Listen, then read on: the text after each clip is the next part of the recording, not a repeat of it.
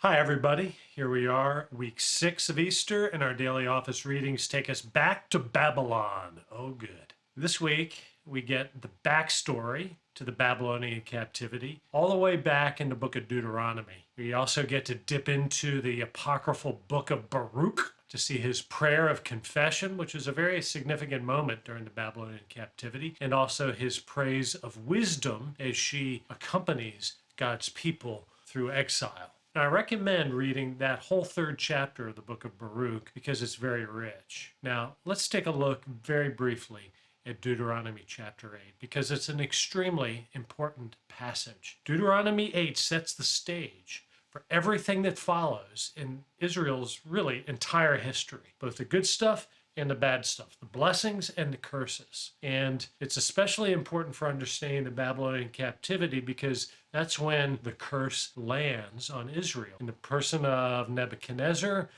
taking them all into captivity in Babylon. And the Baruch acknowledges that the bad has come upon his people, and that sets the stage for Ezekiel, which we're going to begin together later in the week on Thursday. All right, so that's the Old Testament. In the epistle reading, we dip briefly into the book of James. We visit chapter 1 and chapter 5, the bookends of the book, and James is addressing his letter here, you'll notice in verse 1, to the 12 tribes of Israel scattered throughout the world. And that is a very interesting way to describe the church. Church as the 12 tribes of Israel? Yes. Let's look at 3 reasons why that's interesting. First, James is not writing to a congregation in a single city like almost all of Paul's letters are. He's writing to all of the churches. James, as you might already know, is based in Jerusalem. And in Acts chapter 15, we saw him presiding over the mother church. He's like the Pope of the church in Jerusalem. And this letter, the book of James, is almost like a papal encyclical written to all the churches in the ancient world.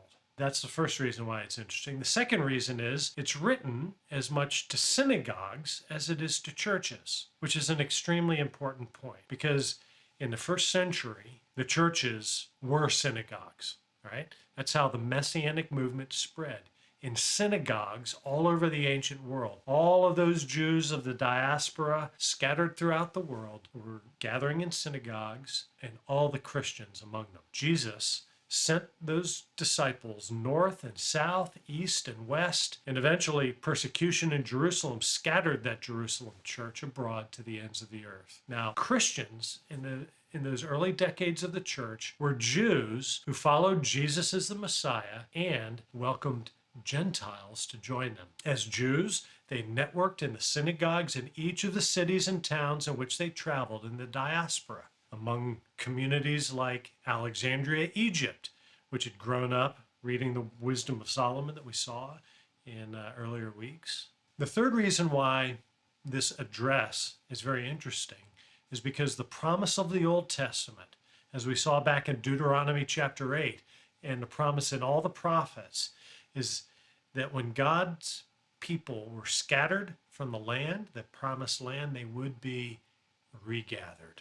And as we're going to see in the months ahead in our daily office study, they experienced that regathering in part. And that regathering began when the Persians sent the exiles back to Jerusalem to rebuild under Ezra and Nehemiah. But it was only in part. Pretty much just Judah was regathered down in the land of Judea. But the early Jewish followers of Jesus saw the church as the regathering of Israel, all 12 tribes. And as we'll see on the Feast of Ascension on Thursday, the whole world is now the promised land. It's not just that little sliver of turf in the Eastern Mediterranean. The whole world is now the promised land. And all those diaspora Jewish communities were ideally situated for the spread of the gospel all over the ancient world.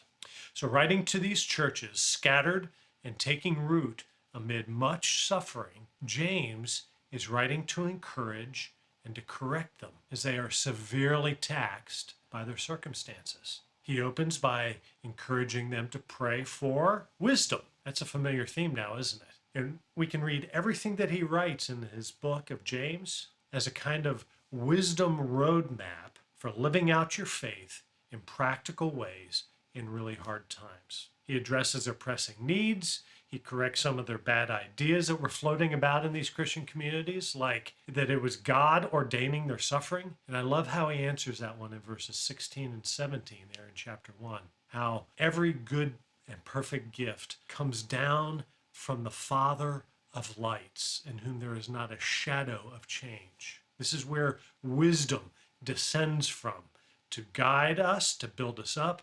And that's a picture that, for me, was made much more radiant after our Lenten study in which we studied Imagine Heaven. So God is not the origin, the father of their suffering, but he's using it to test and refine and temper their faith. So James completely reframes their losses to see it through gospel eyes.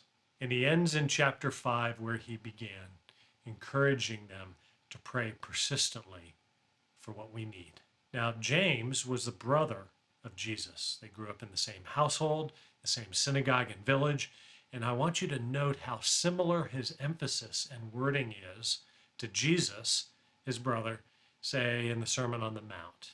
Now, you'll notice how the readings from Luke 9, jump to Luke 11 and 12 this week. And I think the Daily Office does that to synchronize Jesus' teaching on prayer and on wealth with his brother James's in the letter. That's all we've got for today, and I'll see you on Thursday.